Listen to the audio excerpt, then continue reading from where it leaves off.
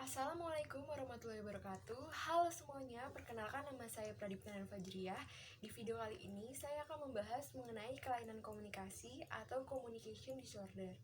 Menurut The American Speech Language Hearing Association pada tahun 1993 mengatakan bahwa kelainan komunikasi merupakan salah satu kelainan yang ditunjukkan dengan ketidakmampuan seseorang dalam menerima, memproses, menyampaikan, dan memahami konsep-konsep atau simbol-simbol dalam bentuk verbal, nonverbal, dan juga gambar.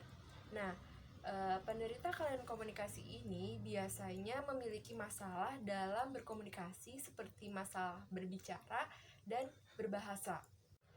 Selanjutnya ada macam-macam gangguan dari kelainan komunikasi.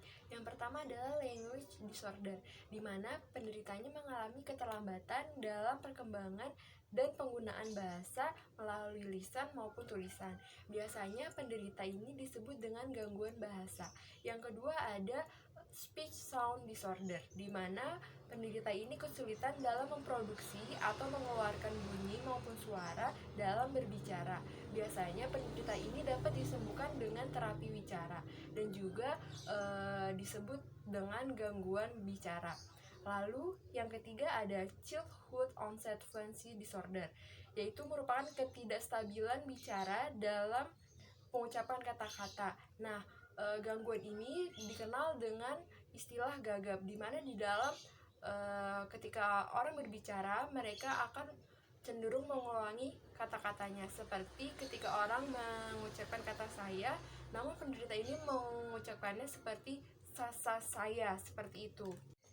Lalu ada gangguan komunikasi sosial atau pragmatis. Nah, biasanya penderita ini mengalami kesulitan dalam bersosialisasi dengan orang lain. Lalu ada gangguan pendengaran. Gangguan pendengaran merupakan ketidakmampuan seseorang dalam mendengar suara atau bunyi.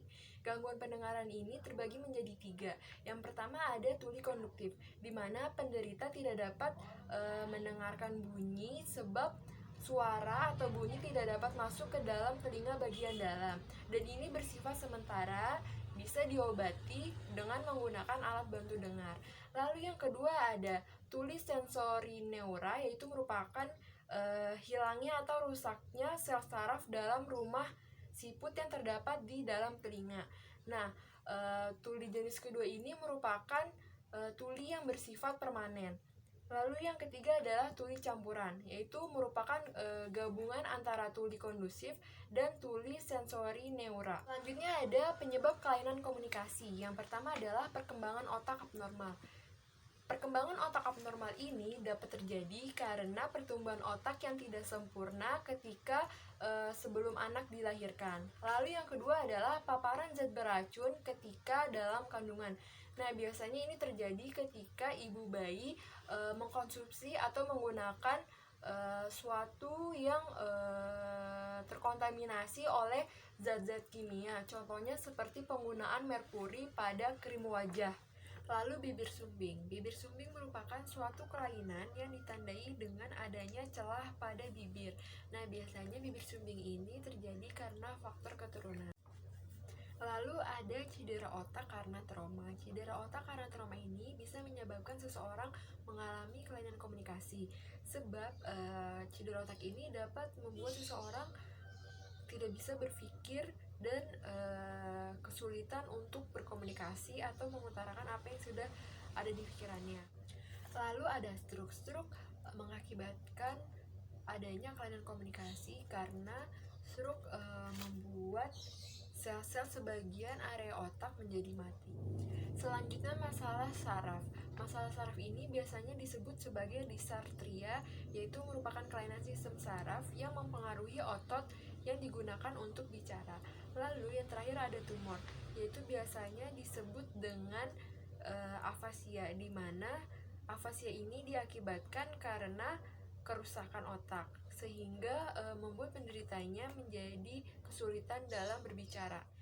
Lalu ada kebutuhan. Kebutuhan ini terbagi menjadi 2, yaitu kebutuhan fisik dan kebutuhan sosial atau kejiwaan.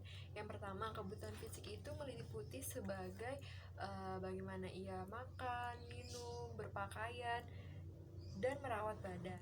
Lalu yang kedua ada kebutuhan kejiwaan atau sosial, di mana kebutuhan ini para penderita mengharapkan tindakan yang dilakukan orang lain sama seperti tindakan mereka terhadap orang normal lainnya. Jadi pada kebutuhan ini para penderita kelainan komunikasi ini mengharapkan untuk dihargai, disapa, dan diajak untuk berkomunikasi atau bersosialisasi.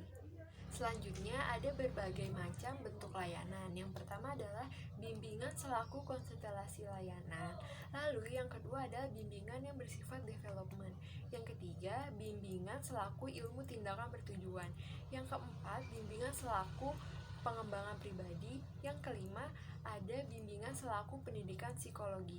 Nah, dari adanya kelainan komunikasi ini ternyata ada tokoh-tokoh yang ternyata memiliki permasalahan tersebut. Nah, tokoh tersebut yaitu yang pertama ada seorang ilmuwan Albert Einstein dan seorang pendiri Microsoft yaitu Bill Gates. Sekian pembahasan dari saya, kurang lebih mohon maaf. Wassalamualaikum warahmatullahi wabarakatuh.